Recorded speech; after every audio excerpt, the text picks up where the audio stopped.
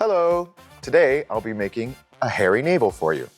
A hairy navel is kind of like the big brother to the fuzzy navel because it's got a little more liquor in there.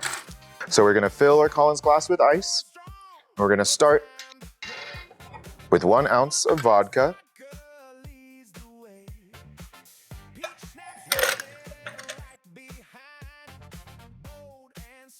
One ounce of peach schnapps.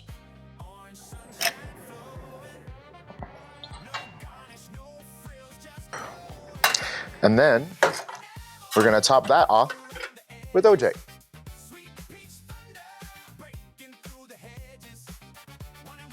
Go ahead and give that a little stir.